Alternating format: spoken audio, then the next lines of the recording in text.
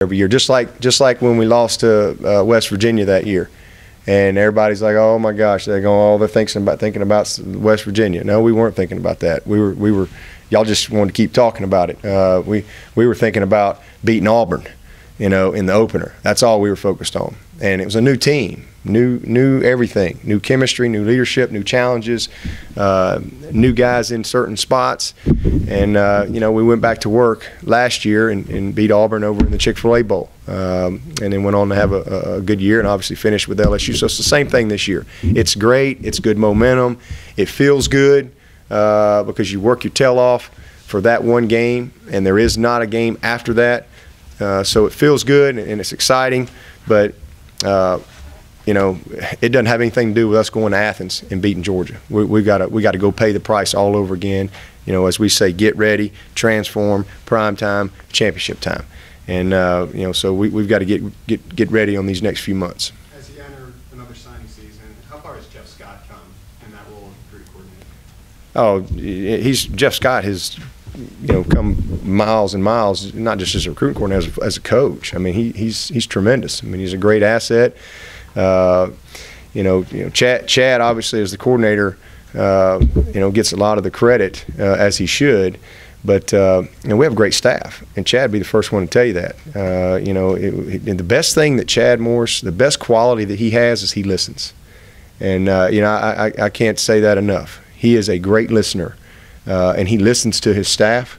Jeff Scott and Tony Elliott and Danny and Robbie Caldwell. These are outstanding football coaches that are very innovative when it comes to game planning and great knowledge.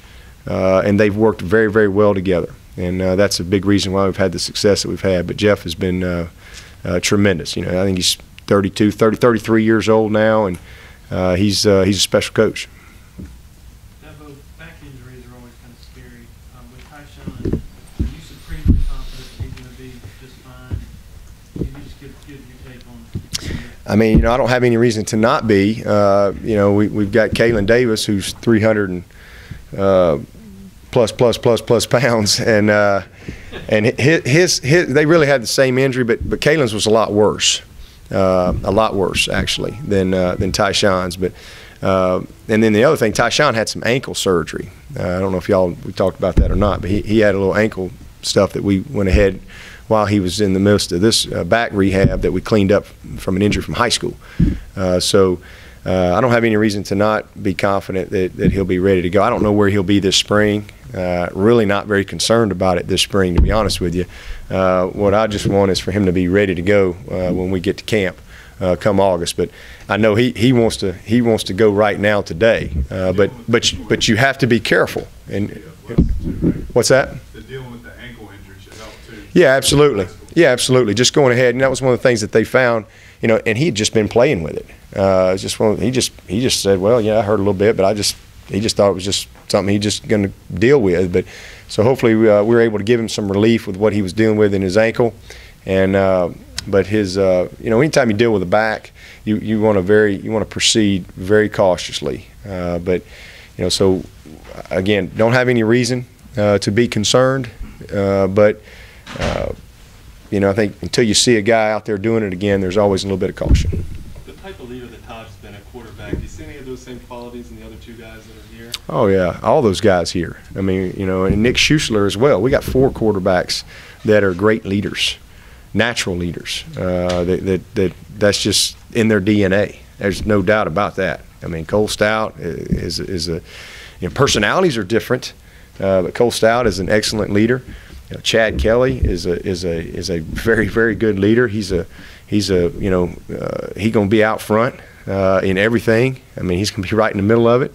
Deshaun Watson has been a starting quarterback since the 9th grade, at a great school, and he's used to that. Same thing with Nick Schuessler. This young man is came in here as a walk-on, and is a guy we're really happy to have in our program and happy to have at that position. And he's also an excellent leader. So we've got that quality.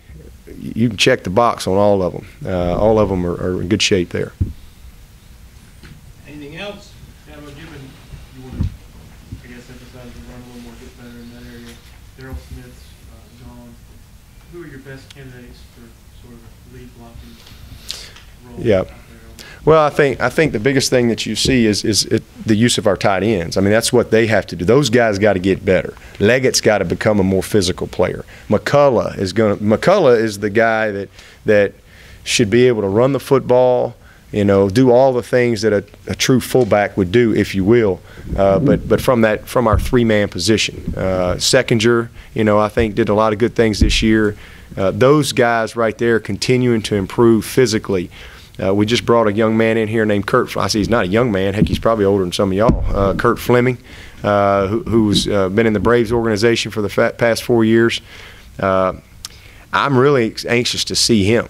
I mean, this guy's like 235 pounds, and he was drafted as a center fielder. That's what he played. And I don't think the Braves, draft center fielders that can't run, especially not in the 8th round. So, he's a good athlete.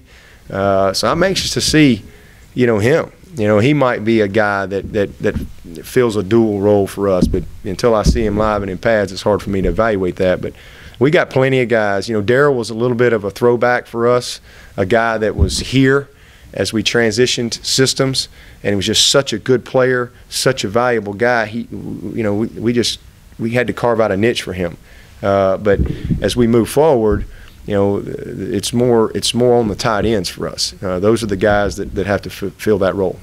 You have a guy like DeStefano maybe that you use in the Georgia game going forward. You might use in line. I mean, we could, but again, those are things that you get a little predictable in. That was just out of necessity because Leggett wasn't ready for that, and he was hurt, and McCullough definitely wasn't ready for that. Seckinger wasn't ready for that. These guys, you're talking about 2 freshmen and a sophomore that and a point of attack that they're not quite there yet. Now they've made good strides, and I think that this next year we're going to come a lot further. But Dwayne Allen wasn't ready as a freshman either, for that type of role. So that's just development at the position, and DeStefano was just necessity to give us a chance to win in that situation against Georgia in our first game. But you leave all those things open as you move through, as you see how guys perform and develop.